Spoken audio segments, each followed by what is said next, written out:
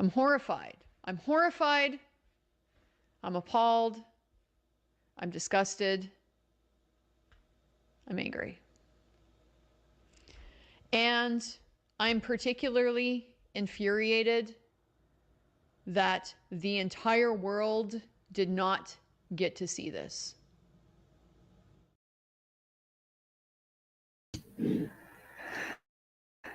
Okay.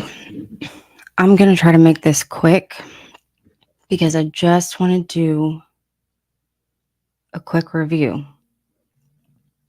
They're going to be getting into the interrogation videos if they can get over their technical issues that they continue to have. Actually, before I jump into this, let me pull up that update real quick.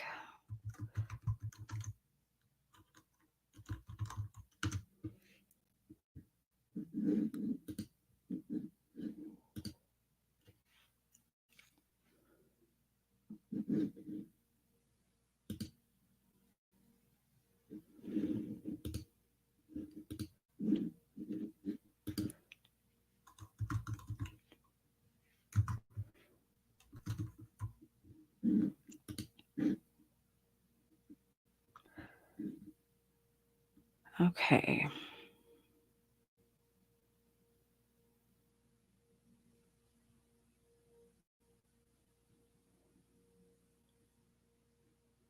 Well, let me try to replace.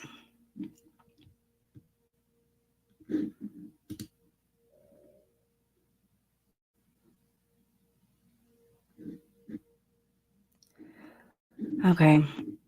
Freaking auto scroll. I'm just going to recap as best as I can. I guess we were supposed to see the videos on Saturday, but they were having technical issues because I guess they just cannot get any training on how to work their own systems. They seem to have, I don't know if I've ever heard of this many technical issues with videos in the same police department as this.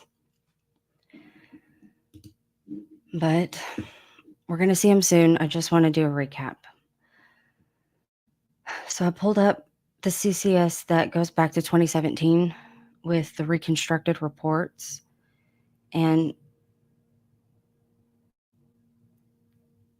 I haven't fully updated it with all of the notes and new information from the last week or two. I've updated some, but I wouldn't call this fully updated. 2019, you're looking at very few entries and what they were doing. You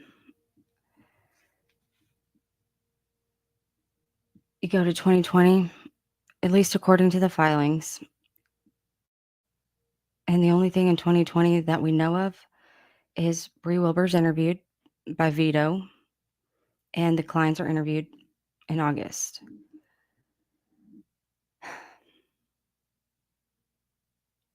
A lot of time goes by, and then in 2022, Vito is reassigned from the core team of Unified Command to the Anthony Shots investigation.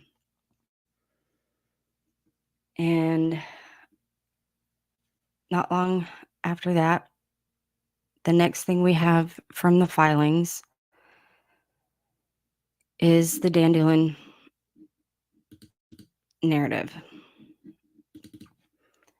So, open up, please. So, we do know a little bit more about this finally.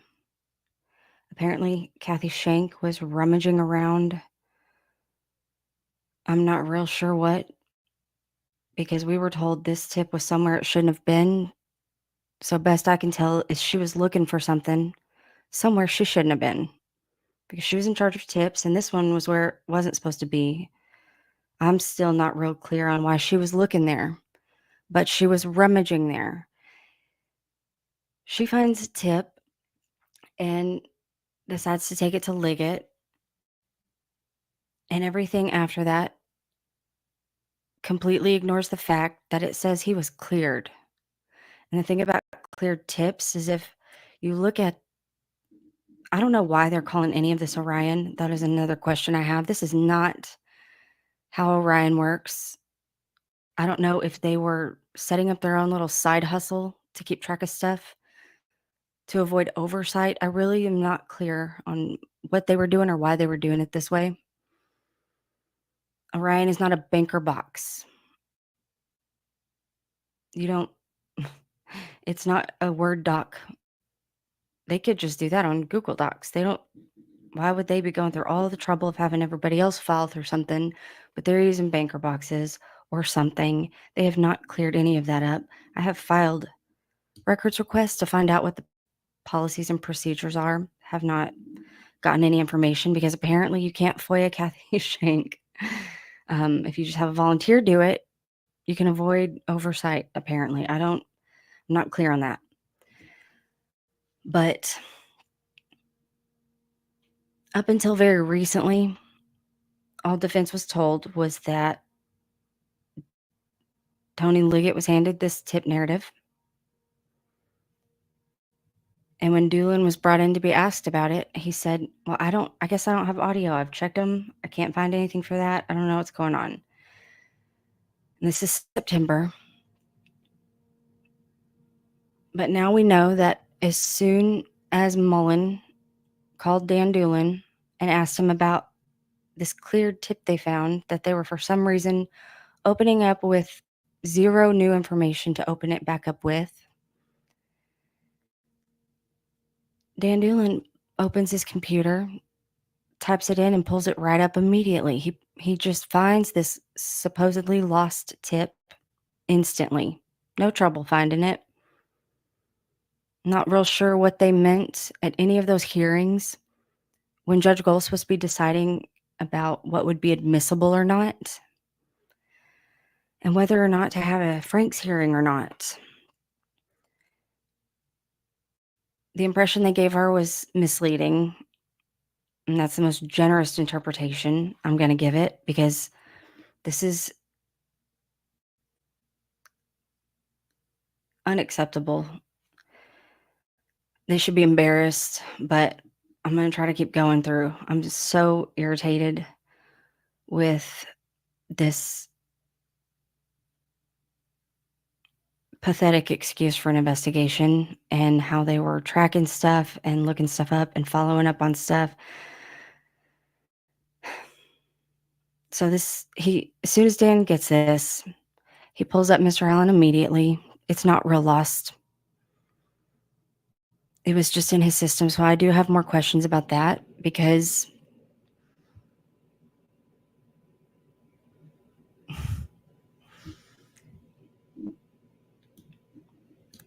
I'm just gonna keep going, trying to not go too far off the rails. So they've got this report. Dan's asked about it, and he thinks, okay, well, I pull it right up. Okay, who's this person? Okay, I'm just gonna search in my records. Then I'm gonna search my database, everything I have access to. He pulls up a fishing license, and he goes off on a pretty stupid tangent that gets this whole thing rolling. These veterans are playing paintball in their barn. They're actually doing domestic terrorism. That is who Dan Doolin is, so keep that in mind. He decides now that because there has been a change in height on somebody's fishing license, we got to open up a homicide investigation into him. He's cleared. And according to Doolin, he's the person who interviewed him, so you'd think he'd have a little bit more faith in his own work, but he clearly had zero faith in it, which that should tell you something. He's gonna unclear this person. So far, he has a fishing license that was changed, and it could have been something as simple as Kathy renewed him, and she had to retype it in, and retyped in one thing, and it was a different thing. It could have been somebody, I don't know where they get their fishing license out there, if they do it online, if they do it at the store. I don't know how they do it in Indiana. I know how we do it. I do it for my husband all the time. Same credit card is always on file. If I have to enter information, I just plug it in. I didn't know that it could open up a homicide investigation. I'll probably pay a little bit closer attention now that I know there's people rummaging around confidential files in places they're not supposed to be because that's not how you're supposed to file them. Now that I know that's a real thing, I'll be a little more careful because these people are reckless, sloppy, lazy, and kind of dumb. Because so far, we are getting a whole thing going now based on a fishing license being changed a little bit. So this thing starts off with a heavy dose of confirmation bias. That's how we're starting. So, first problem right there. Everything after that is going to be one thing after another of them confirmation biasing something that wasn't true in the first place. Like the whole premise is ridiculous and baseless. But because Mr. Dipshit here, no honor, no integrity, no sense, for one, he's decided something sketchy here because he found a fishing license on everything about him and what he did. Keep in mind, this is the person who supposedly met with Mr. Allen in 2017, face to face, talked to him for about 5 to 10 minutes. And the reason he was even doing anything with this investigation at all is because there was an active manhunt for a killer on the loose. They had one goal. It was to find a man on the trail around the same time as the girls went missing. That was their one goal. That's who they were looking for. That was the only thing they were focused on. Dan Doolin is on B-roll even 8 weeks after that interview, walking into headquarters, and the banner at the bottom says, reevaluating tips and interviews. Going back to the beginning, they did this in March the first time. This was before Mullen deleted the interviews. So they had the notion that this got lost or misfiled or cleared without reason. Well, starting in March, they went back to the beginning to reevaluate those to make sure they didn't miss something. So if we're supposed to believe what Liggett told the judge about how this went down, that's even worse than we already thought it was. Now that we have even more information, it gets worse and worse and worse. But Doolin, supposedly in the middle of this active manhunt, we were supposed to believe that this man was like, I was there at that exact time, wearing the bridge guy costume and all, supposedly. This is according to someone who has a real problematic record with the truth and getting tossed out of court for not telling the truth. So keep that in mind. I'll try to remind everybody of that crucial disclaimer. He supposedly talks to someone saying the one thing that hundreds of law enforcement officers have swarmed Delphi to track someone down. And at the same time, people across the country are writing checks for a reward fund to increase the incentive for someone with any information about anybody who could have been on the trail at that time to please come forward. So not only do we have an active manhunt going on, we've got people donating a lot of money to incentivize somebody. If you know anybody who could have been there at this time, please come forward. Please contact us. He's sitting in this morning briefing every morning where they're reviewing their one goal to find someone who was there around that time. So now we're told 5 years later, Doolin interviewed someone who said that very thing. And not only that, as soon as he got done interviewing this person, he didn't detain him, which he would have done like he does everybody else. He thinks he has reason to start digging into. He's not going to ever hesitate to arrest somebody, to search them, to stalk them even.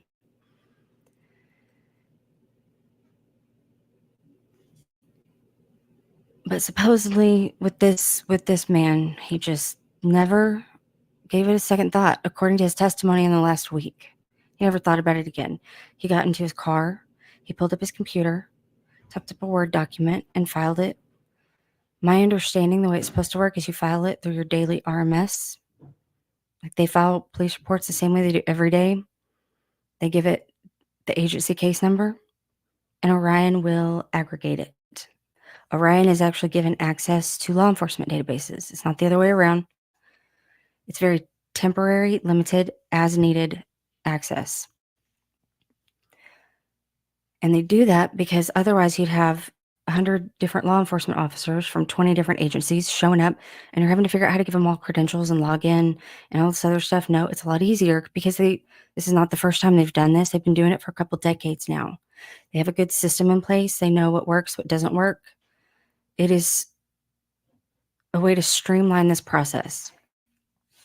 But we're supposed to believe that he got in his vehicle, typed all this up, and it still didn't dawn on him that he just talked to the man, telling him the one thing everybody was looking for. So then he files it and never thinks about it again. He goes into these morning briefings for the next however many weeks. And for some reason, for those next weeks, when he's walking in there and they're talking about their one goal that they still have, to find a man on the trail around this exact same time, it never dawns on him to ask anybody, whatever happened to that man I talked to who said he was there at that exact time? Anybody figure out what happened with him? No, he confirmed in the last week he didn't even think about it again, which is real weird because he was at the press conference. Is he lights on, nobody's home? How does this man have a gun and a badge? Is beyond me.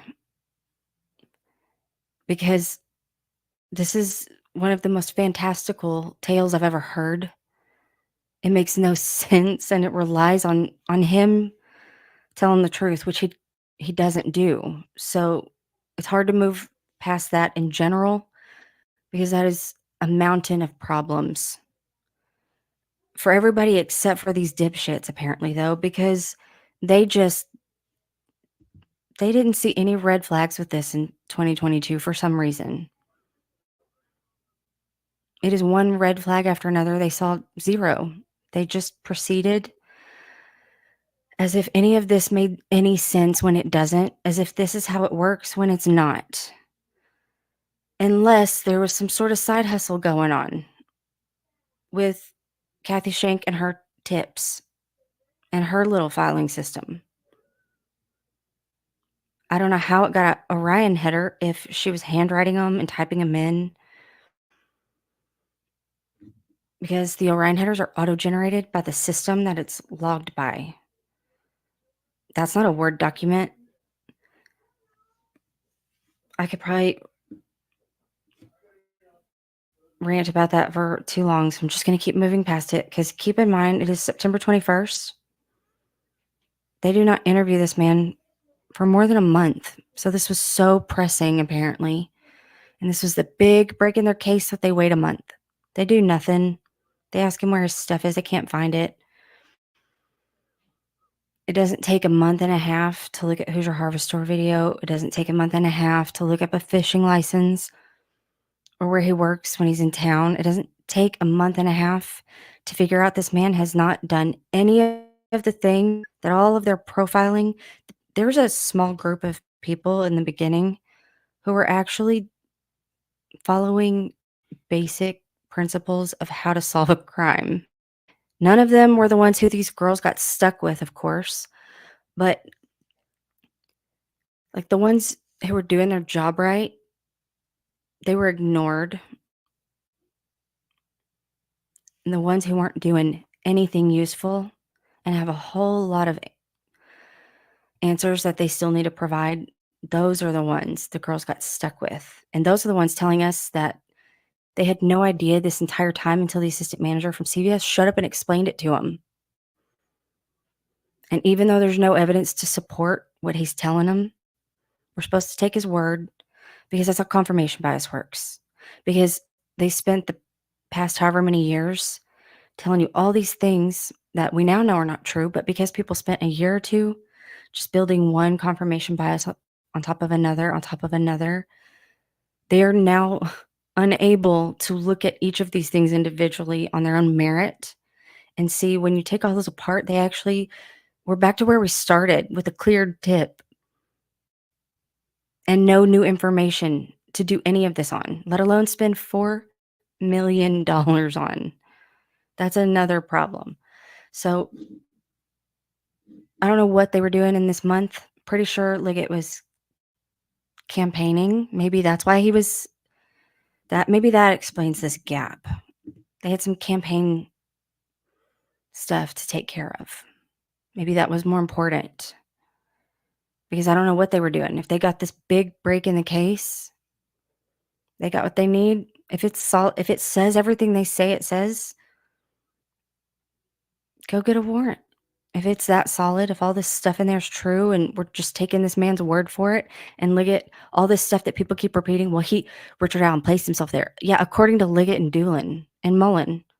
Well, he said he was wearing the bridge guy costume. Again, according to Doolin and Liggett. So people just keep repeating it as if we know for sure that's what he said. And they're not even able to stop their brain long enough to step back and be like, wait a minute, did he say it? They can't even do that. They start short-circuiting because they have been told this for so long and they've repeated it so many times that their brains actually start short-circuiting.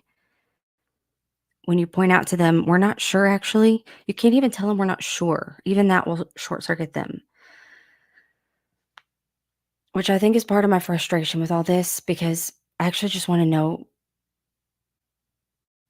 what happened.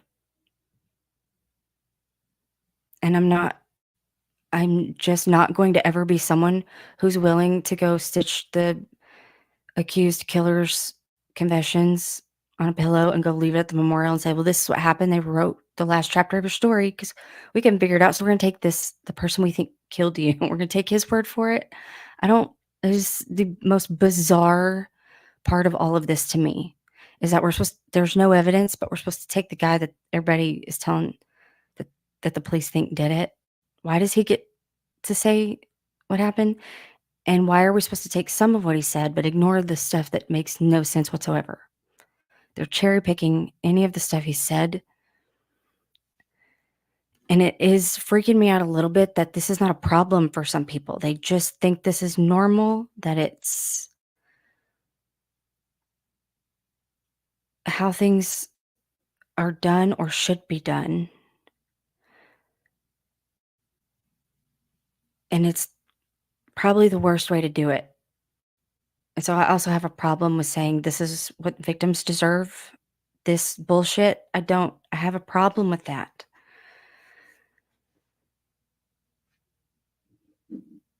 Especially when I have to just guess what happened in this month. What were they doing with this pressing matter? They've uncleared someone with no evidence and eventually are going to start telling us that it's because of all these other things that they made up and twisted. Then we have this affidavit for search warrant. Hang on. I meant to look at this earlier.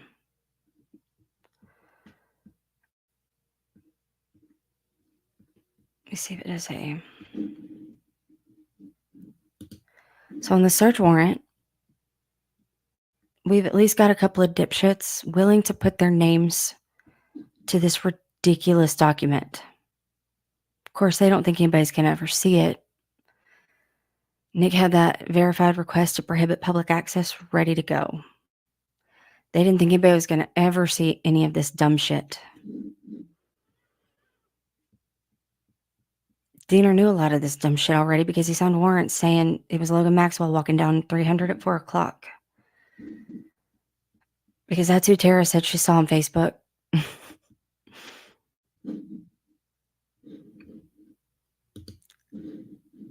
When I get to the PCA, I'll pull it up. Because with the PCA, the cowards wouldn't even put their name to it.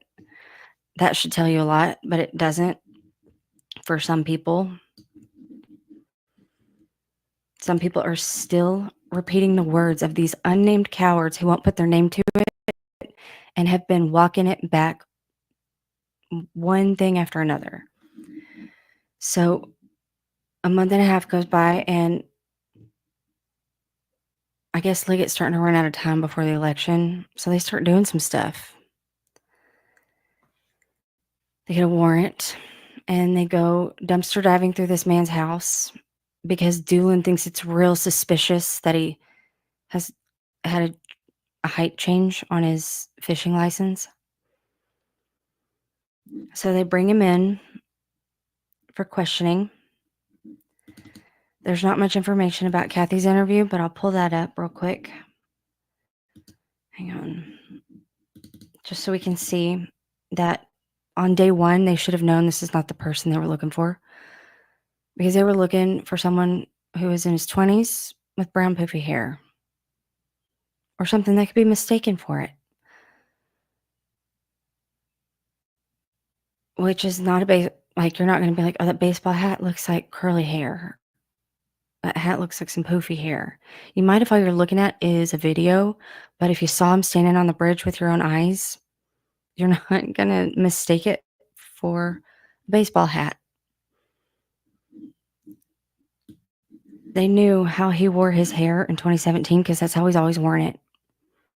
I assume if they did go knocking on the doors of his neighbors and family and friends and coworkers like psychopaths trying to unclear someone based on a fishing license at this point, that's all they have at this point is a fishing license when they're bringing him in. A fishing license was changed.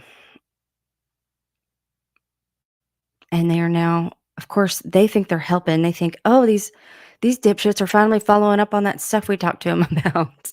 So they probably thought, okay, well, it's been a cold case. Maybe they got some adults in. Maybe they got some real detectives in here. So yeah, we'll come in. We'll talk to you. That's the impression that they're walking into this with. And they know immediately how he wore his hair. He doesn't fit the description. Doesn't matter though, because they've started off with confirmation bias that there's a reason that he changed his height though. So from this point on, they're just going to start ignoring a whole bunch of stuff. Let me pull up Mr. Allen's. There's not a whole lot from the 13th that we know about yet, at least. Just open. There we go. Oh, wait. Yeah, make sure I'm sharing the right one. So he was read his Miranda rights according to law enforcement, and I think he might have been because he walked out in the middle of this, because that's what happens when somebody knows their rights. When these dipshits start trying to do the read technique and other dumb shit that they should be embarrassed to even admit they are actually doing it. If they don't even have the sense to pretend they're not doing this, that's a problem too, because this is ridiculous that they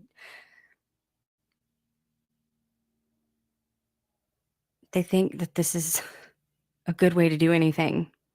So they're already, anybody who goes into law enforcement and continues doing this without getting a clue about how problematic this is, how counterproductive it is, those people shouldn't be allowed to have badges, in my opinion. So he's given his rights. He tells them, because keep in mind, he thinks that he's just trying to give them information he can remember, same as he did the first time around. He called the day the tip line was announced, because they announced a new tip line and asked anybody who is at or near the trails at any time that day to please call them. They even said, there's nothing too big or too small. Even if you didn't see anybody else or you don't think you have anything useful, tell us everything you know and let us decide if it's important or not. So he did that, just like all the other people who did. Except we're not sure if Dave McCain lawyered up, but I don't know.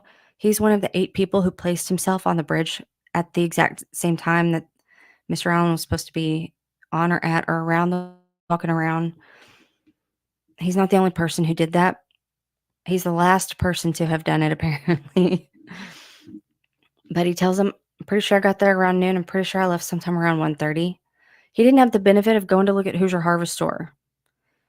I bet if he thought he was coming in for an interrogation, he probably would have just looked it up to be more helpful, because the fact that he was going in at all to be helpful, people turning that into him trying to get ahead of stuff, this is not what somebody who's trying to get ahead of stuff would have already gotten rid of stuff, would have already started. He doesn't go in and try to start actually helping and telling him what he actually remembers. This whole he's trying to get ahead of stuff narrative is probably something you tell yourself if you've made up your mind before you had any facts to make them up with. So for the first roughly 3/4 of the interview, it's apparent from the interview he believed he was assisting police in their investigation and search for those who murdered the girls, because these idiots are still looking for him. They obviously need some help. But if police ever tell you they need your help, they don't. Eventually, when it became obvious that Liggett and Mullen were pointing the finger at him, again, based on a fishing license at this point, because they're acting like it's suspicious that he was on the trail. A lot of people were.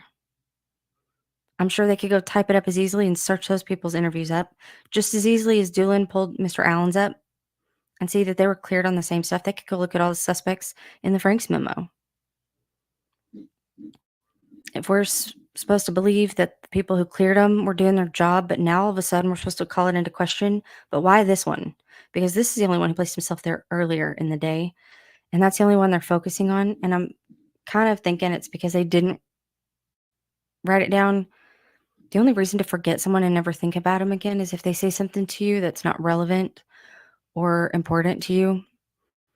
But if they say something that is literally the one specific piece of information that you're looking for, and that this whole task force has been formed to find, you might remember that. But if you were just going in one day to tell them something also, you might not remember 5 years later off the top of your head. This is, in my mind, normal. On the, like, Mr. Allen and Kathy going in to do all this, the way they're acting is normal for anybody. Whether I don't know how any of this could be taken as getting ahead of it, unless somebody is just trying to. I'm starting to think those people are just trying to convince themselves. But when Liggett and Mullen amped up the intensity of their questioning, even positioning their bodies closer to Rick, creepy, by the way, boundaries. Just because you have a badge does not mean you get to invade people's personal space. It's weird. It's weird that they're comfortable invading people's space like that. Mr. Allen said the following: "It's over. I was perfectly fine. I was cooperating. I was going to give you my phone. And then, when you started reading all these documents, probably when they say documents, it's probably dumb shit from Kathy's banker box. Here's my thing is I feel like you guys think I've done this. So I'm done. You do what you need to do. That's your job. I understand that. But you better fucking leave my reputation out of it. So you do what you need to do. And then, like I said, when you do find this guy, I'll expect the apology." He still had way too much faith in them at this point. Rick then described how police were trying to ruin his reputation by accusing him of the murders in public, even groping him as they patted him down the street. Keep in mind, these are all things that they would, in a few weeks, be signing affidavits to the judge, begging her to keep their dumb shit PCA sealed,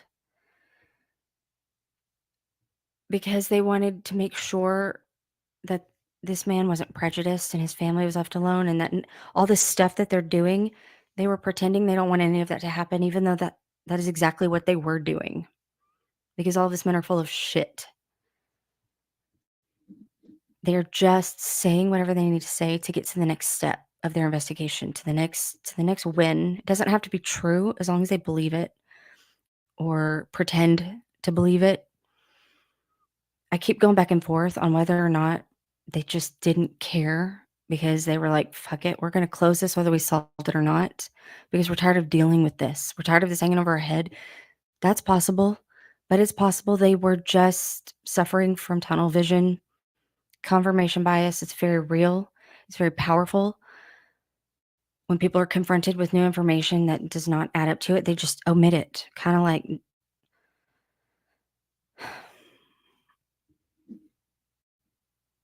like what the prosecutor has been doing with everything. Rick was expressing that the mere act of mentioning his name as a possible killer or patting him down in public would ruin his reputation. It was greatly upsetting. He's not wrong to think that, because the judge and everybody seemed real concerned in all their affidavits, the requests for safekeeping. Diener woke scolding the entire planet for doing a YouTube video about him. Liggett and Mullen had read Alan his Miranda rights before they began their interrogation, so Alan was aware that he had freedom of movement as he ultimately stood up and walked out of the interrogation room. That's why it's important to Mirandize people, so that they know. Alan made it clear that he no longer wanted to talk to law enforcement.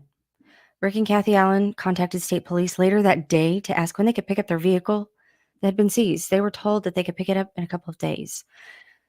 Somebody who thinks they've been caught and is trying to get ahead of something is not going to turn around and then tell these people, "Give me my shit back, you dipshits.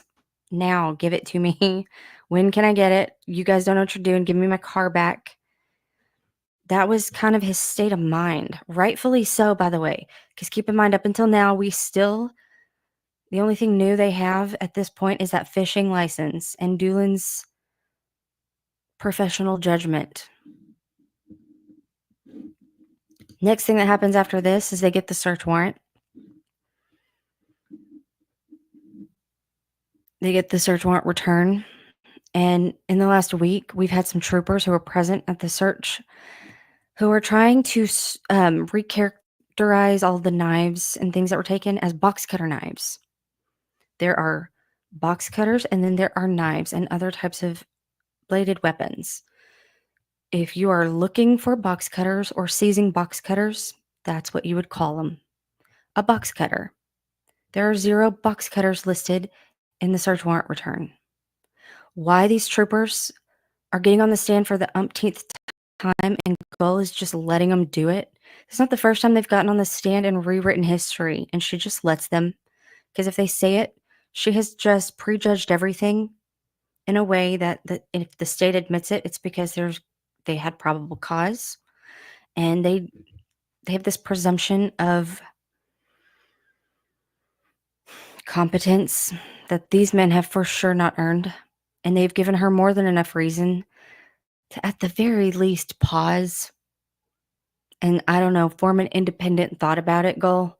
She has not done that yet. She doesn't even read the filings, and up until recently,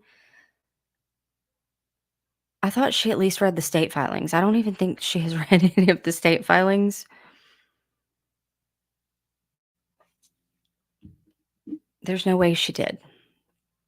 Because you can tell the people who also haven't read all the filings by the way they talk. Because a lot of times they think, I can't tell you how many times someone has said, just because his attorneys said that, but you just believe it. There's no, like, they'll instantly argue against it, and they'll come with all this information, giving me all these links and weirdly cropped screenshots of stuff, telling me how stupid it is to think that and how dumb I am for believing defense. I'm like, you clearly didn't read the filing. You just emotionally reacted immediately. This is a state filing, by the way, but they don't know that. They call the ones they don't like defense filings. I have noticed that. It's kind of funny, even though it's frustrating, because so there's correspondence in between the search warrant return where there's no box cutters. So why Vito is on the stand trying to act like they got 24, quote, box cutter knives, end quote. That's so we've already got around. I mean, they did this dumb shit at the 3-day hearings. Party got on the stand and just lied to rewrite everything, to bubble wrap Holeman. A lot of good that did him. Holeman's about to. I feel sorry for anybody who has placed their faith, trust, or anything in them. In him, he's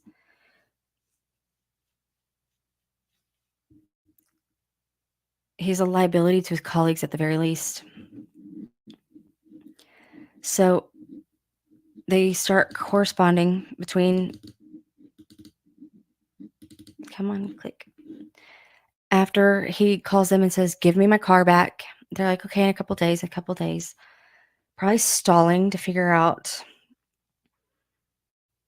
if there's anything back from the FBI on this fishing license. I don't know. I don't know what they were doing during those 2 days other than campaigning. The timing of all of this is very interesting. If you look at what Liggett's campaign was doing on these days before and after, either Kathy or Rick contacted the state police after following up immediately after the 13th. They call them back and they're like, okay, you said a couple days. What's up? After a few phone calls, because it took a couple, finally on October 26th, Rick and Kathy were scheduled to arrive at the state police post. Andrea Burkhart did a very good live on if they ever tell you to come get your stuff that they took for absolutely no good reason. Authorize someone to go pick it up for you. That's good advice. They did not tell them when they were coming to pick it up that there would be any questioning, by the way. They made it sound as if they could just pick it up. 2 days later, hang on. I didn't pull this tab up. Sorry, I keep forgetting. 2 days later, we're going to pull up we're going to pull up Melissa Oberg's pseudoscience dumb shit. Because it's some dumb shit. But they're trained, kind of like the people doing the read technique, they're trained to believe that everything they're doing is specialized training on how to spot body language and specialized training on how to identify scratches based on one point of comparison. And if you don't even have one, you just fire it and cycle it as many times as you need to make it look like it's something you can compare, even though the fact that you have to do that in the first place is confirmation that it's excluded. You can go ahead and exclude that gun because excluding it would be more scientifically sound than continuing to any of those other ridiculous methods that they're doing. So this says October 19th on it. This is the second time that they got their bombshell, rock solid evidence that this is the right guy.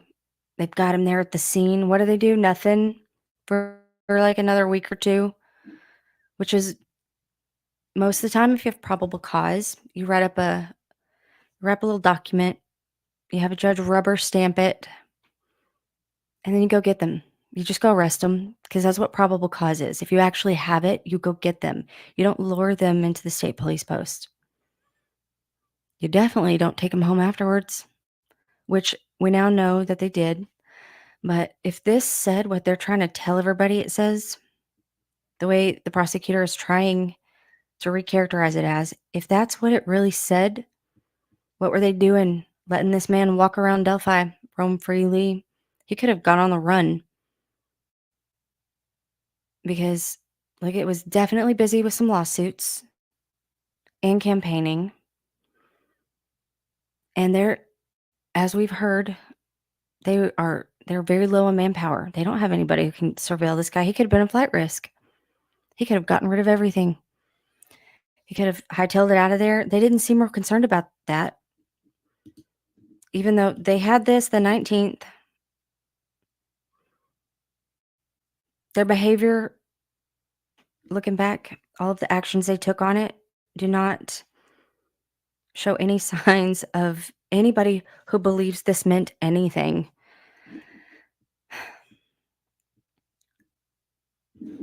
The next thing that happens after that, hang on, let me close some of these tabs. I've got way too many open.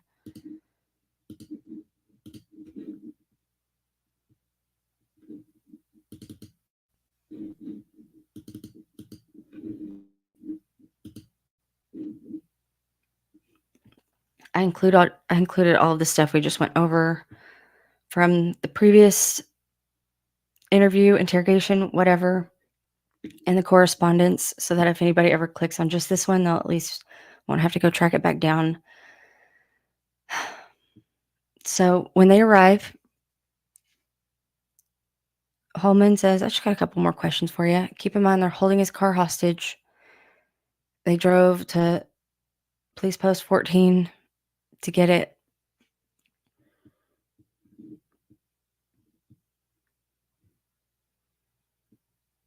That's the 13th. Hang on, let me figure out where we're picking up. Hold on just a sec.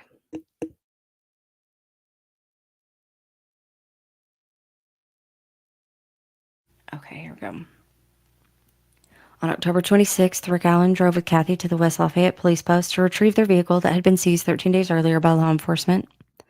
When Rick and Kathy arrived at the station, Holeman met them at the front and said he just had a few things he wanted to clear up before he released the vehicle. Holeman requested Rick to follow him into the interrogation room without Kathy. Rick complied. Oh, hang on. Sorry, I had to fix my headphone. Kathy was not allowed to participate in the questioning. She was told she could wait in the lobby. Rick arrived with Holeman into the interview room. Rick Allen was placed in a tiny confined room without windows, and Holeman shut the door. The location of the interview occurred in an office space that contained 3 chairs and a desk, with Lieutenant Holeman seated at the desk with his back to the door and Richard Allen seated next to the desk. Richard Allen entered the interview room by going through one door from the lobby and a second door down a short hallway to the interview room.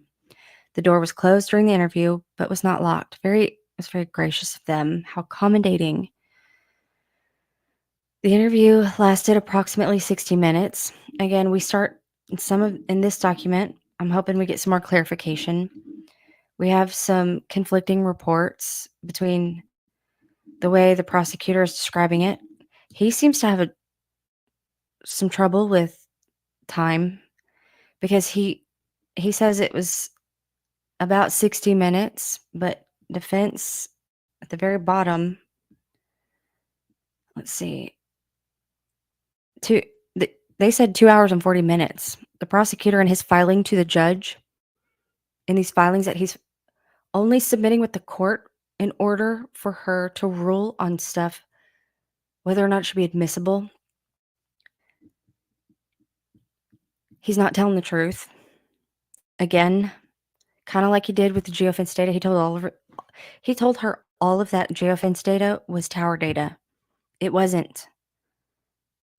But she ruled on it as if it was.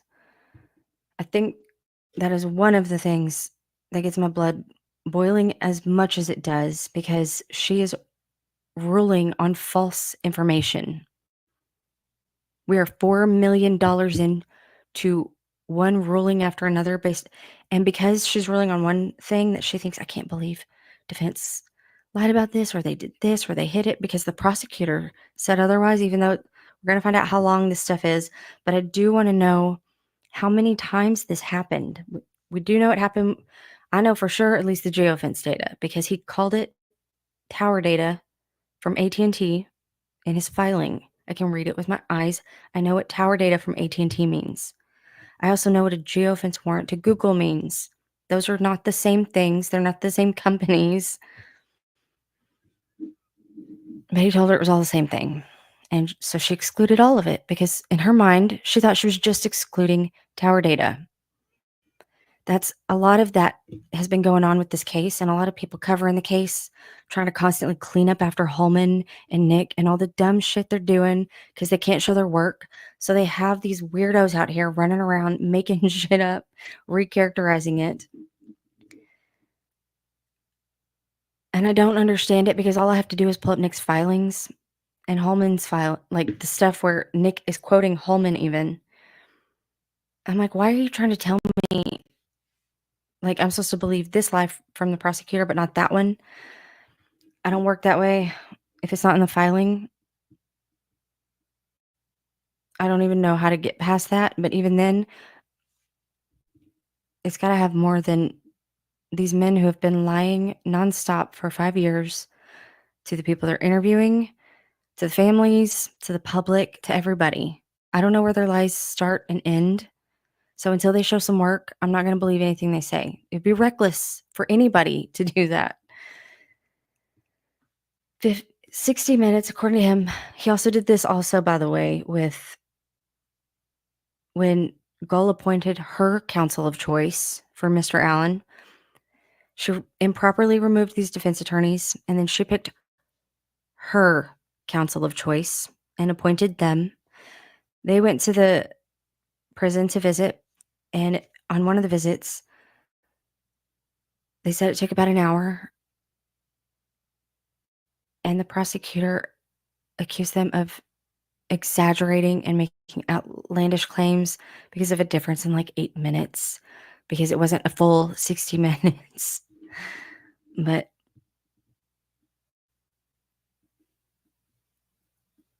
the things that he gets upset about versus the things he doesn't see a problem is very alarming,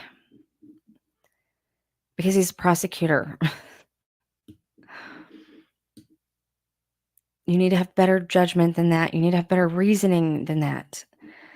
For unknown reasons, the video provided to the defense is missing the beginning portion of the interview, when procedural matters are typically handled by law enforcement, such as the reading of Miranda advisement of rights and confirming with the suspect that he is free to leave, if in fact the suspect is free to leave. Allen is not told that he is being videotaped. 7 minutes in, Holeman tells Mr. Allen, "We have experts saying that's you on the bridge, and that's your voice on video." 9 minutes in, Holeman leaves the room. He tells Mr. Allen to sit tight, and then he shuts the door behind him. If a cop tells you to sit tight, are you going to get up and move? Probably not. You're going to sit where he told you to. Kind of like the same people saying, "Well, he should have done this or that. If law enforcement came to talk to him, why didn't he do this or that?" Well, he did what he was told. So why people are taking issue with that now, I don't understand. Mr. Allen, okay, 3 minutes later, Mr. Allen asked Holeman to stop the interview, saying, "I'm done." But Holeman ignored him, just like he did with Fortson when Fortson wanted an attorney. Holeman ignored it and kept berating him and pressuring him and doing the most embarrassing technique that he could have done, the most counterproductive technique.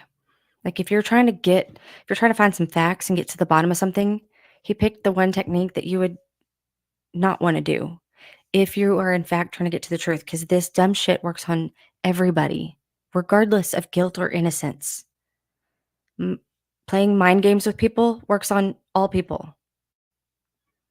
If you're confusing them and messing with their memories and telling them that you, a person with a badge who has a perceived level of credibility, has something, an honest person is going to say, "Well, maybe I'm wrong.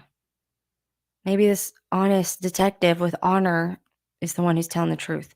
When it turns out he's the one not telling the truth.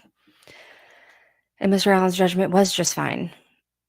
But here we are again, off to another great start, off the rails, all the way away. Like, we are officially on track for whatever Holeman wants it to be. Has nothing to do with the actual facts from this point on. Jerry Holeman continues telling him, "Experts are saying it's you on the video, and experts are saying you said down the hill." 16 minutes in, Holeman leaves the room again and tells Mr. Allen to hang on 1 second. And then he shuts the door behind him. We don't get another timestamp until until the 40-minute mark.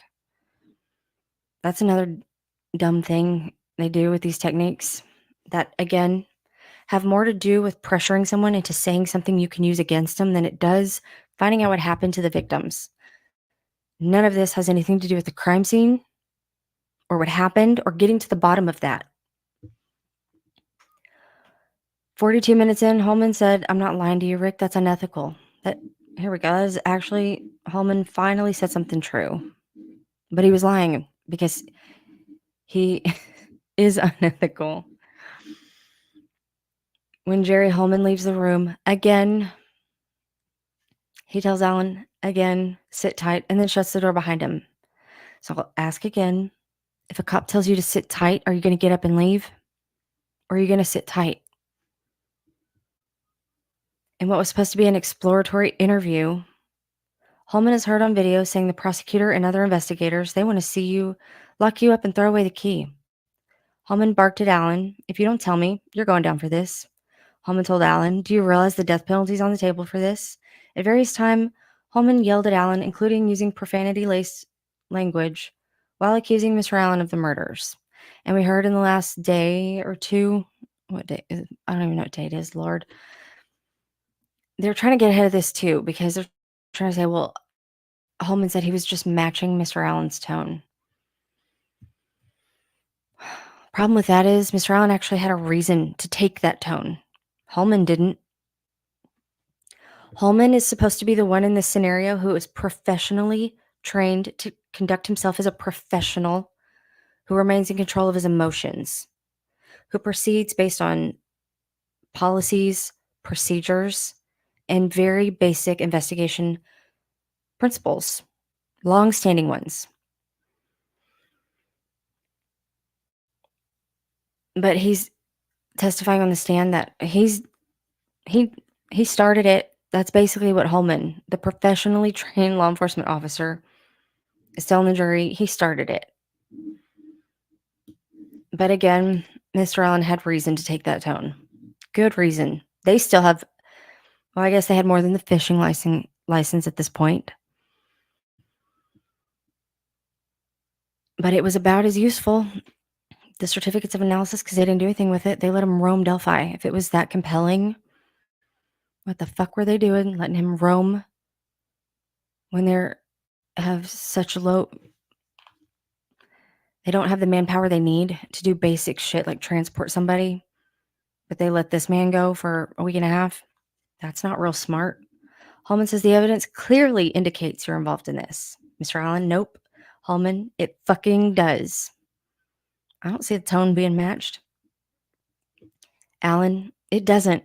I'm telling you, there is no way that a bullet from my gun was used in these murders.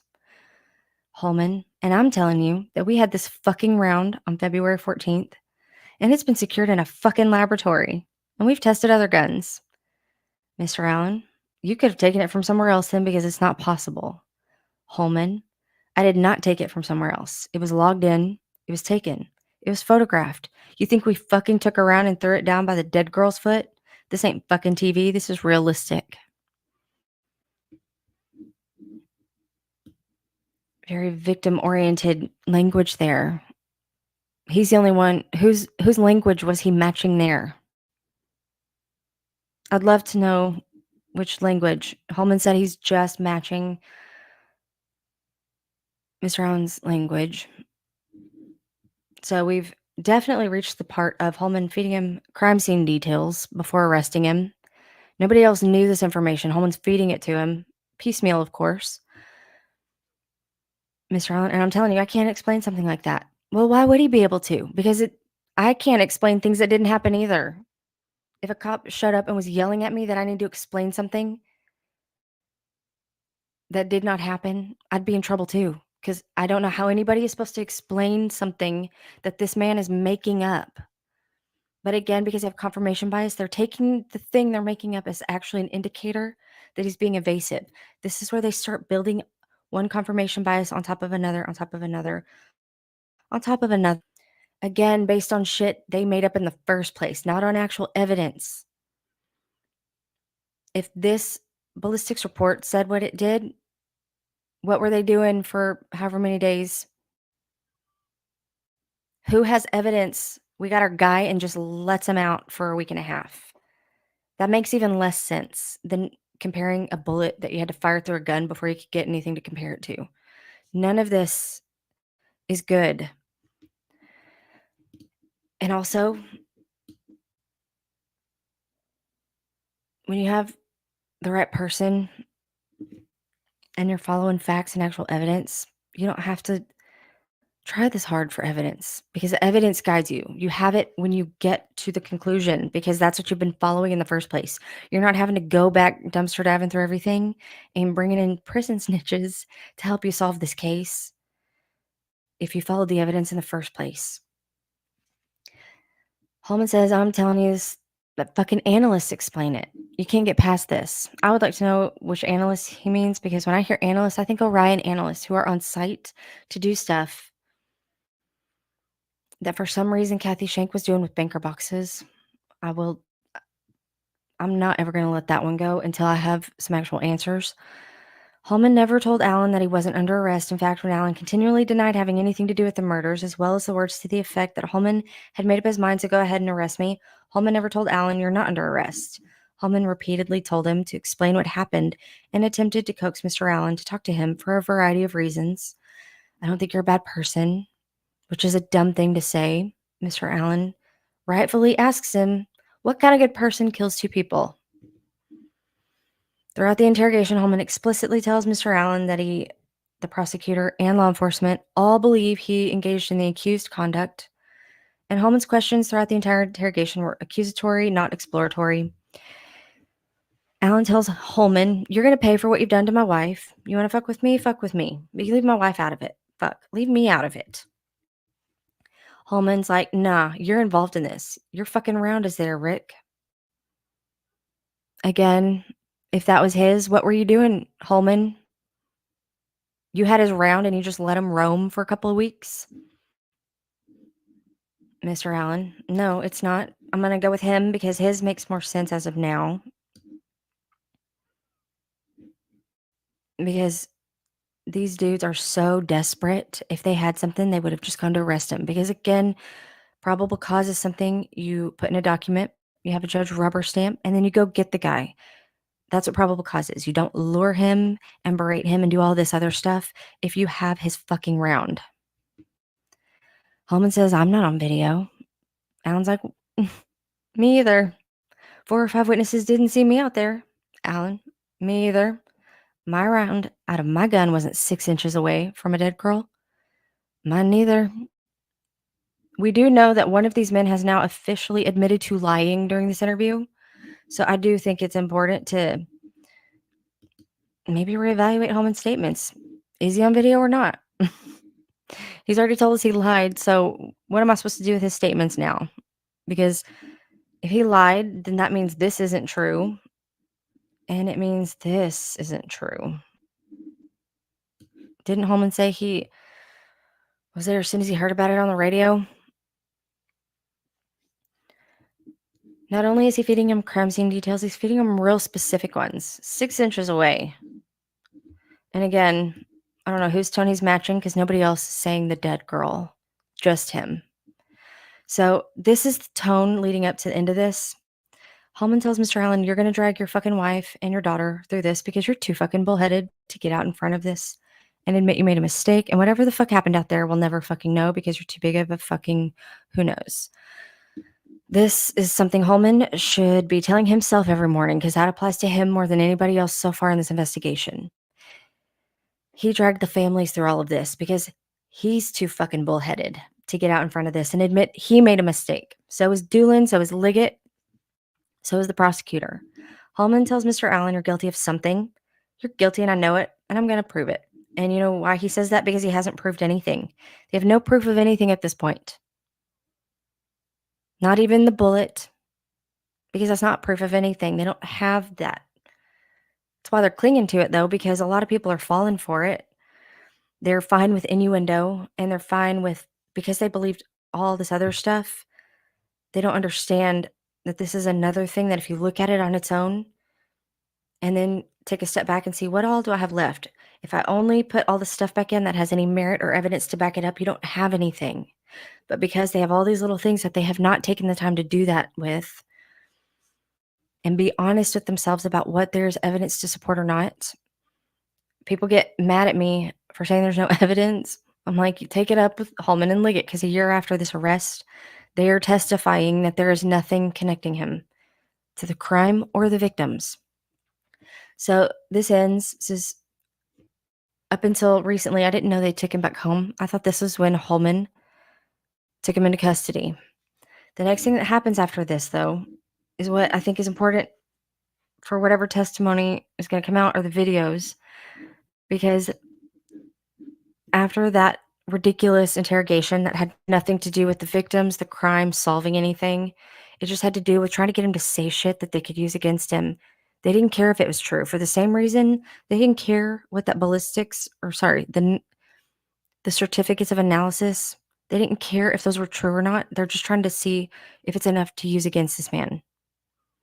If it was evidence of anything, they would have gone to arrest him, but they didn't because it's not anything. They have been just building on all these little things. So the next thing that happens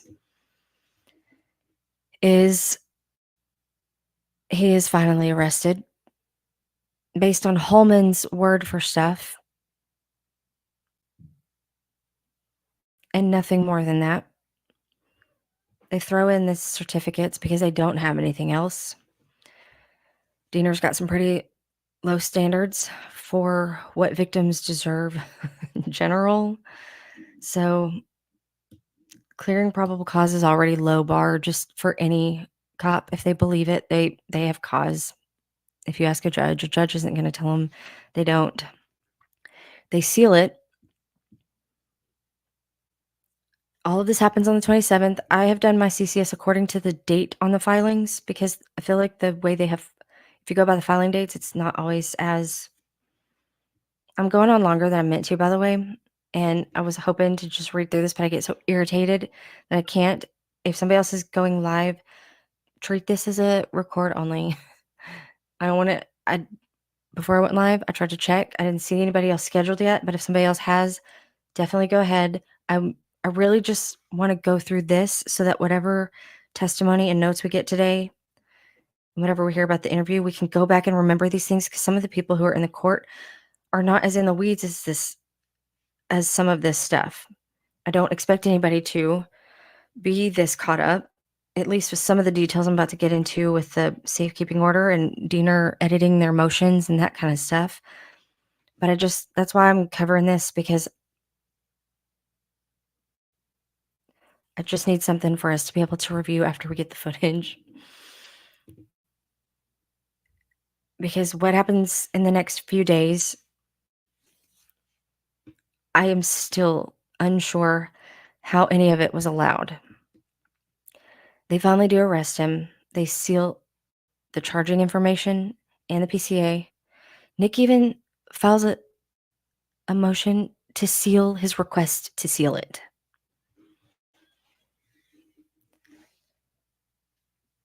There's an order on the initial hearing.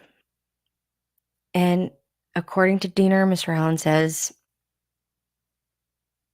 I want to get an attorney. I have concerns that Holeman used an attorney as leverage in that interrogation. He tried to scare him and say, well, we can call somebody, but, then this interview's over. You don't get your car back. And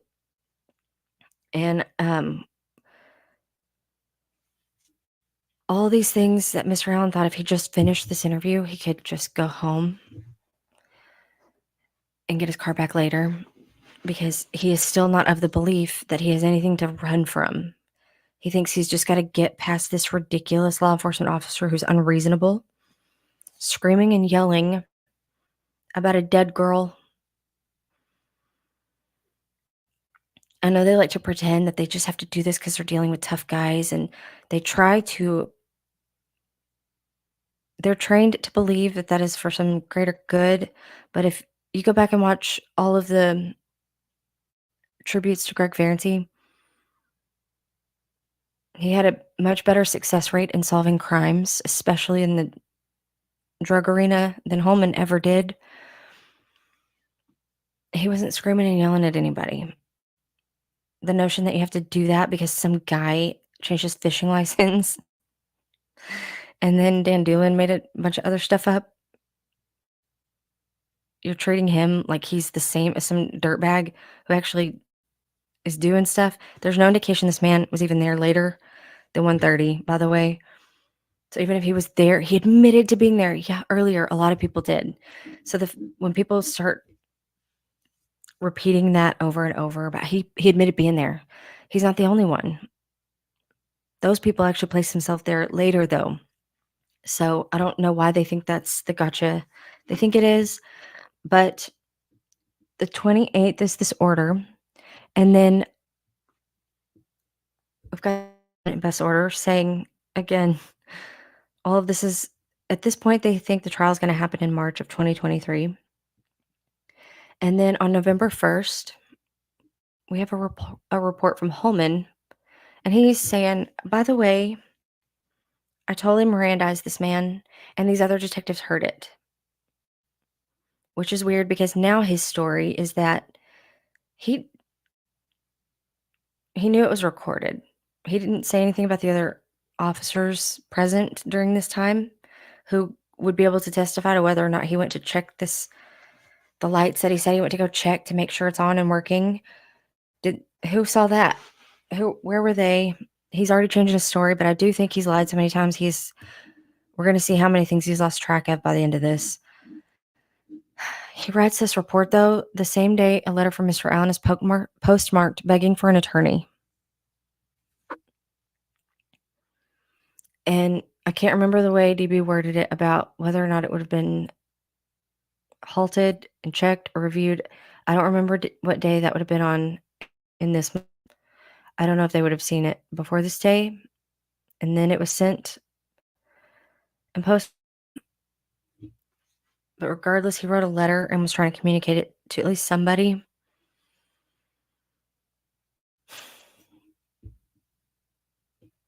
A couple of days later, Diener signs an order acknowledging the public hearing that, okay, we're going to have a public hearing, but everything's sealed, though, for reasons that make sense in my Diener brain, which is one of the reasons the media interveners got involved, because his exemption he was claiming is not proper. I feel like the media had more to do with running Diener off than YouTubers, because they were calling him on his shit immediately. Same day, Tub Leesenby dates his request for safekeeping on the same day, and we now know, thanks to Nick McClellan, who thought for some reason it was a good point. Diener wrote this motion, and he had the sheriff read it over and I guess initial it. One day later, this man who went to go pick up his car is now in a maximum security prison under 24-hour surveillance, being put on suicide watch. He has not spoken to an attorney. He's not had a single conversation with counsel. He doesn't even have one at this point. There's a whole bunch of people who we're told are reliable and credible, like a judge and a sergeant who's one of the lead investigators. You would think that would be something they're going to follow up on, especially if they used it as leverage. But they didn't, or they pretended not to. There's even DOC footage from this day where he's being evaluated. I think the first intake was like 20 minutes. Before he even arrives, though, Mr. Holeman is coordinating with GTL, the tablet company, and a CTL, which is a corrections treatment liaison. That's somebody you'd coordinate with if you're trying to coordinate with a medical team. Something they don't have the ability to just do. But they got a safekeeper order. Of course, that didn't come till the next day. It wasn't filed until the next day. Holman had this set up before Diener even signed the order. That's a problem. And even after this, even though he's already in a maximum security prison, imagine going to be interviewed by a law enforcement officer, thinking you're going to go help him. And a couple days later, you're in a maximum security prison and you haven't even gotten to an attorney. And it's because some dipshit thought you did something sus with your fishing license. And that snowballed into another dipshit misreading into other stuff. Not to mention the fact that you had been cleared like 5 years before this. You had already been cleared and they were reopening it up based on one dipshit's opinion after another. He's being placed on suicide watch. And it is the same day that Diener recuses himself like a coward. Indiana Supreme Court appoints Gull Silly us. We thought it couldn't possibly be worse than Diener.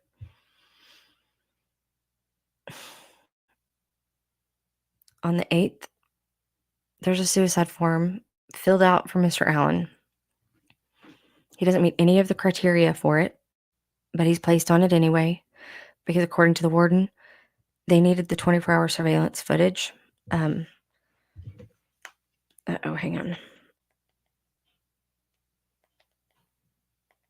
This is going off here. Dang it. I just locked myself out trying to unlock it. Okay. So he's now days into a maximum security facility. And Goal finally, 2 weeks later, after he asks for an attorney, she finally appoints him a couple of attorneys. He has been under 24-hour surveillance on his tablet and through a medical corrections treatment liaison. That's medical. That's not a tablet. That is on the medical side of things. They've had 24-hour surveillance of him for like 3 weeks. And they've been using that information against him during that time. They're sending him companions and there's all kinds of shady shit that happens from this point on. And I'm starting to think the reason there's no audio is for their protection, not this man, because now they can just say whatever they want and get a prison snitch to say, yep, I heard it too. Because we do know this tablet was broken on the 3rd, apparently, and he didn't get a new one until June, so he didn't have a prison tablet for him to make those recorded phone calls on, according to the warden and the lead investigator. So I don't know what Harshman's listening to. I would like to know, because if it's different, what was Gull doing ruling for a year based on the opposite and things that were also false that led to a whole other cascade effect? They tortured this man for 2 years. I hope they sue the shit out of her for being lazy and unthinking and just allowing this to happen, for not even being curious to get a clue or to read the filings at the very least. I feel like that's pretty basic, but she couldn't even do that. Okay, she had prejudged it from the time the state filed a case. She made up her mind that the state had a case, and she's ruling on evidence in a way that allows them to make their case and prevents the defendant from defending himself against that case. That's what we have here. That's what we've seen. This has been going on long enough to where that is just the most consistent pattern of behavior we've seen from her. So it's not until November 22nd that this man even had a private conversation with counsel at his hearing with Gull. That was the first time he had any counsel about any of the stuff he had said for the previous month or so, because they were trying to leverage attorneys and his reputation and his wife and his daughter and his family, probably his military career. Holeman said he tried to build a rapport with him about it. He only did that so that he could use it against him. So he probably held that over his head as well. We know he did that with Fortson. I just think these details are important to keep in mind, the context of what led up to the arrest and how many unacceptable things happened along the way before this man even had an attorney. And the notion that, well, he said on the 28th he wanted to find an attorney makes any of this okay, when he was very clear and asked the judge before all this, well before November 14th, it doesn't matter if he asked for one on the 28th. When he asked for one, he should have had one. At most, he had a quote. He didn't have an attorney or private counsel. He had a quote. And the fact that they're making all these decisions knowing that he hasn't retained anybody yet, knowing that the second his name is released, he can't just go sell his house to pay for a good attorney. I would think the prosecutor and judge of all people are the most qualified in that courtroom as people who have practiced law. They would know these things. So the fact that they're proceeding as if they don't know these things or understand them, that's another problem. When people in positions of power pretend they don't understand how stuff works, it's a red flag. When lead investigators get on the stand and pretend they don't know the most basic facts about their own case, that's a red flag. When they start throwing their own witnesses under the bus, like they did at the 3-day hearings, it's a red flag. They have more red flags than they have anything else. If they spent half as much effort trying to solve the crime through evidence and the crime scene itself as they did justifying why they didn't need to actually. Holeman, I didn't need that to. He said he didn't need Kelsey's phone records to arrest Mr. Allen, as if that was the question. He was asked why they didn't do some of these things in the days where it would have been beneficial. Child homicide by stranger is rare. You have to look at the people in their lives to either catch them or clear them. You have to be thorough with it. You can't just vibe check these people in the girls' lives. The fact that they were doing that, though, is terrifying. How many other people did they vibe check and just send back into a child's life after, because some dude passed a vibe check? And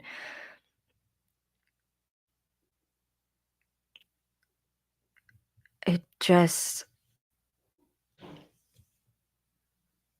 truly incredible. It's hard to know if he's lying or reckless. The fact that I can't ever tell whether or not these men are actual idiots or just dishonorable men who cannot take responsibility when they mess up.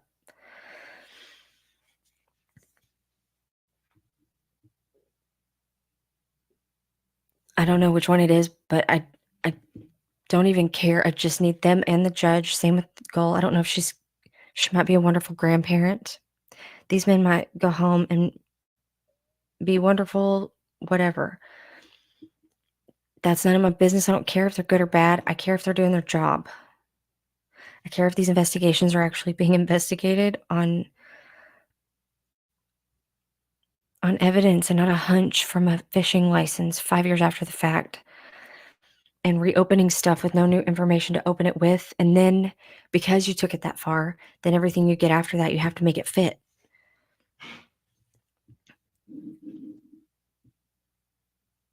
I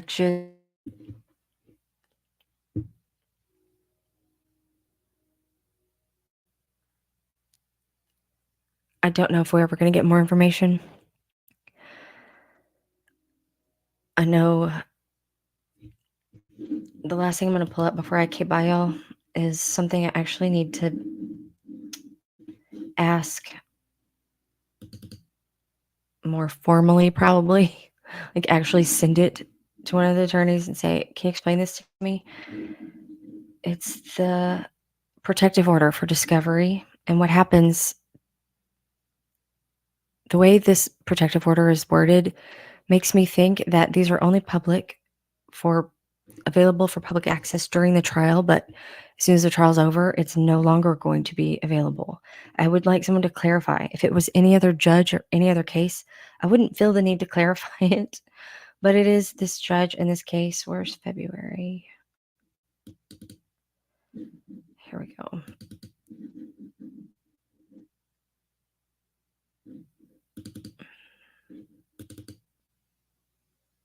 No, it's not this one. Hold on. Let me go back one more.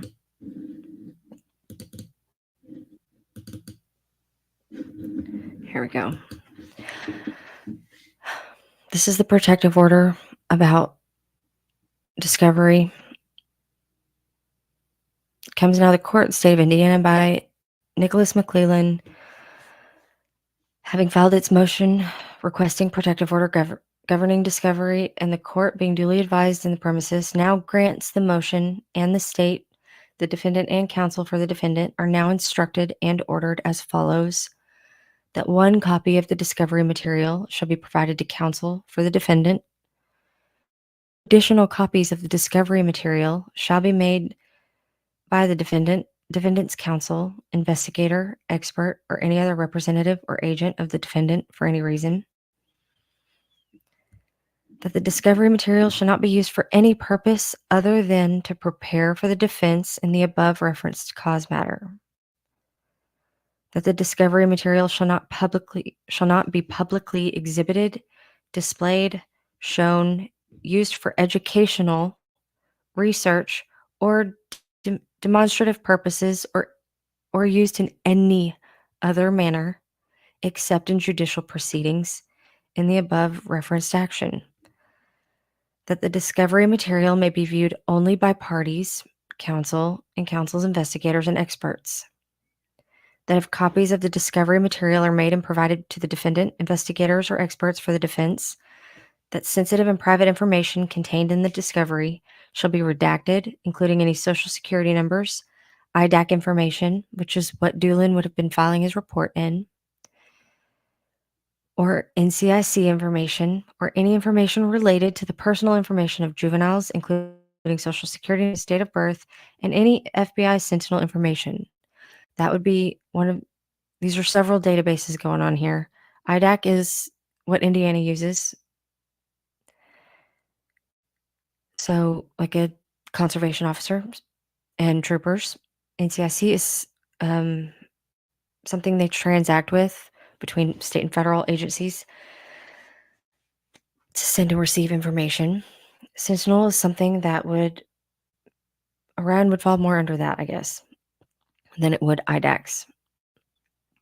But I do think it's strange that she just throws that in there randomly in this protective order, or Nick does, that none of the discovery material shall be divulged to any person not authorized to view the discovery material. This includes other witnesses, family members, relatives, and friends of the defendant. That no person other than the defendant, counsel for the defendant, and those persons listed in paragraph 5 shall be granted access to said discovery material or the substance of any portion thereof, unless that person has signed an agreement in writing that he or she has received a copy of this order, and that he or she submits to the court's jurisdiction and authority with respect to the discovery, agrees to be subject to the court's contempt powers for any violation of this order. As far as I know, they can sign it, but she still doesn't have the power to do it, so it's kind of ridiculous. That's part of why I feel the need to clarify if she's going to do what I think she's going to do and prevent this, because she's also threatening families that she has that are not parties to the case, but has included them in her gag order anyway. I need help making more distinctions, because that upon final disposition of the case, the discovery material referred to in paragraph 1 and any and all transcripts shall be returned to Carroll County Prosecutor's Office or maintained by defense counsel pursuant to the terms herein.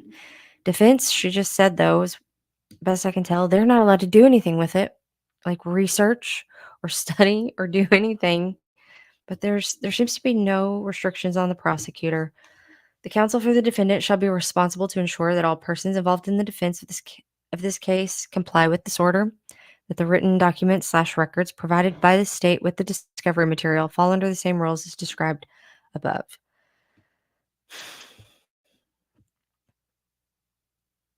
The reason I'm ending on this note is because I'm very concerned with what they've been allowed to get away with so far,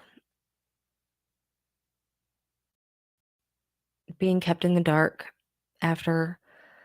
I mean, at this point, I wouldn't be surprised if if she doesn't like the verdict that the jury returns, she'll probably overturn it or try to or change it. Because who's gonna tell her not to?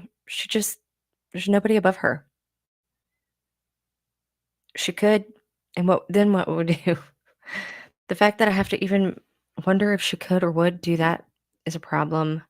But I just think it's important to review all of this information and the context of how this man was arrested,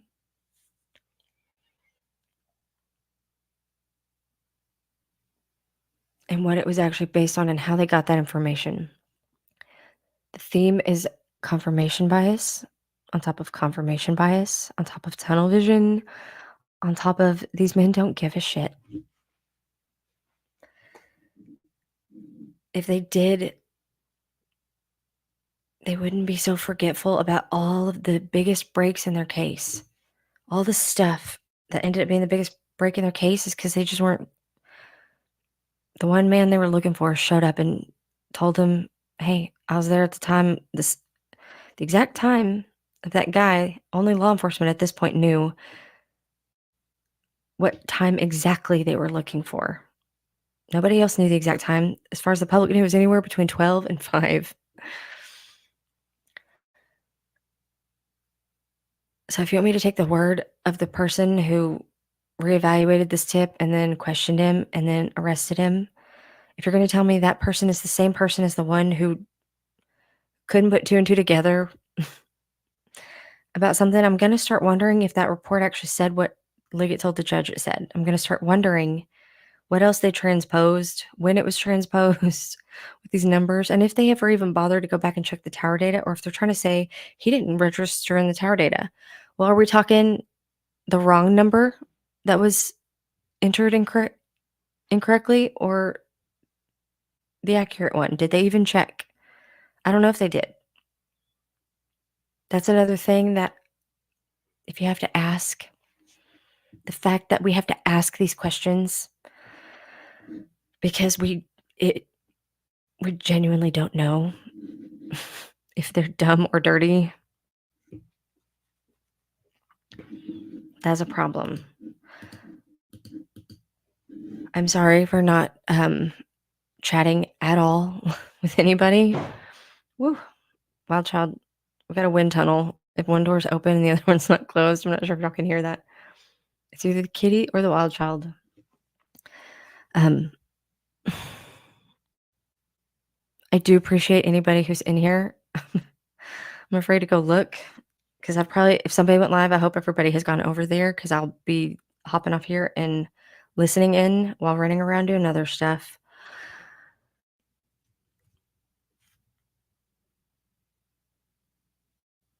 I've been struggling to figure out like what the uneasy feeling I've had is, and it's because there's so many things that I have a hard time even prioritizing. What is causing that feeling, that stirring feeling when something's wrong, when something is very, very wrong. And there's nothing you can do about it because they're given so much power and just perceived credibility and authority that to even get acknowledgement of the most basic information, let alone correction to something, they won't even do that. And we've got people running around out here. Well, if he doesn't prove the crime, then I'm just going to believe all this stuff Liggett said he said. They keep running around telling me what Mr. Allen said as if they have any reason to say that with any confidence. We know he said some stuff. We don't know exactly what he said because all we have is Liggett is the single source of that information for the last 2 years, and Holeman running around spoon feeding people dumb shit that he's walking back left after right. The prosecutor had to burn him. Even Gull got to take a pass at him after that because he's full of shit. They're all full of shit. This is not what a good investigation looks like. This is not something you would hold up as something victims deserve. We don't have any evidence, but we're just going to take his word for it. Victims, hope that brings your family comfort. We're going to let the prison snitches vouch for him. They say he's good for it. Again, after he was locked up for a year. They had a year to investigate him while monitoring him 24 hours a day, 7 days a week. And a year later, these men were testifying that there was still zero physical or digital evidence connecting him to the crime or the victims. How that is not, how many detectives does it take to uncover something that's extremely obvious? I don't know.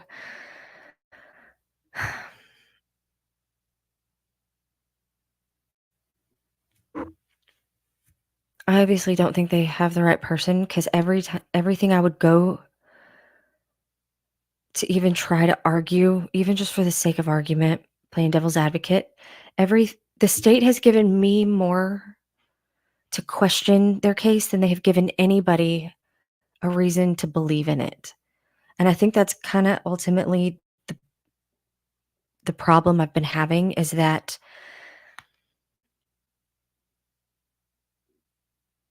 according to their own investigation, their own filings, their own statements, I understand they're allowed to lie to people they're interviewing, but they're not allowed to lie to judges. They're not allowed to lie to the public in filings, in public records. You're not allowed to falsify public records, and they have done that for 2 years.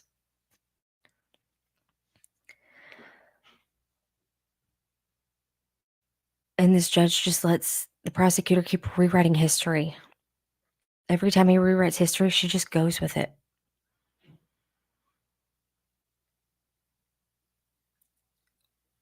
It's incredible. Nobody wakes up one day and starts conducting their professional life this way. They didn't wake up one day, do all this. I'm so tired of people asking, well, if you believe it's a conspiracy, why would they frame him? I don't think all of these men got in a room and said, we need to frame someone and we're going to pick this man. I think it was a series of dumb shit after dumb shit after dumb shit after dumb shit that they all found super compelling, even though it was dumb shit. That's where I'm at with it. I don't think that requires a conspiracy. I think it just is the nature of and not having to show your work ever.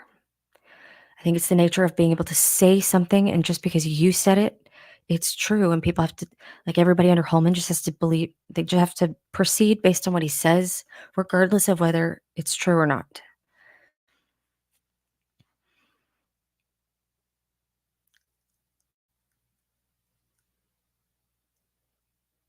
When you realize this is what they're doing and you look at the the clearance rate for violent crimes that have been solved versus not solved, you might as well toss a coin on whether or not, if something happens to someone you love, whether or not it gets solved, flip a coin. And even then, don't trust the result, because if it lands on the side that they do solve it, you're not sure they did, because they're not they if this is what they think solving a crime looks like, it's terrifying. How long have they been solving crimes this way? How long have judges been rubber stamping these dirty investigations?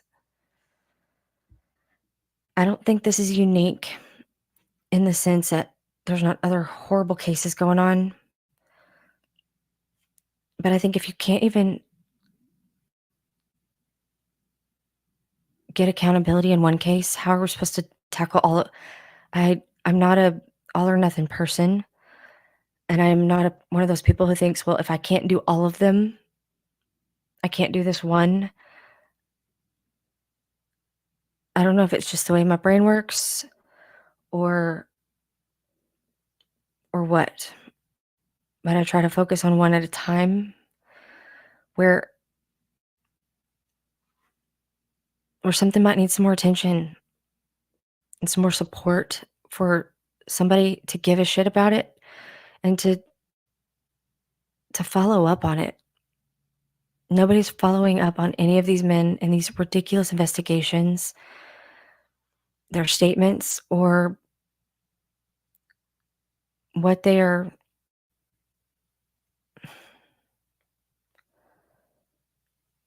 what they've been explaining away to the public and the families about what they've been doing is it's infuriating. But of this order and because of the judge's behavior, maybe I'll ask Sheikh Hughes might be a good person. Maybe everybody can help me ask him to break this down for me because I think he's at least caught up enough on the other all of the other stuff that happened starting before defense was removed, that he might understand the distinctions I'm actually asking for, not just to say, like, in a normal situation, I need to know if, okay, well, judge would never do that. Maybe not in another case, but in this one, she probably would. So I need to know if what this does and doesn't give her authority to do before and after this case ends. I'm very concerned about it. And I would like to know sooner than later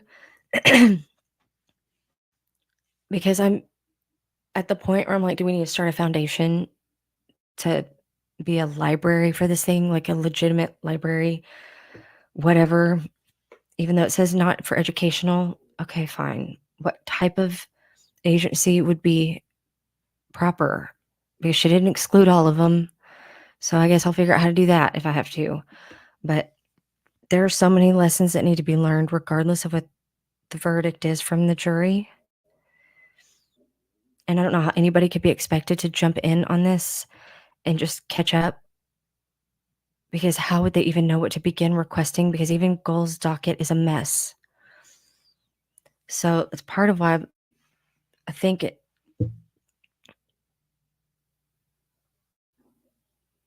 needs to be as freely accessible to as many people as possible, even if it becomes one of those things that that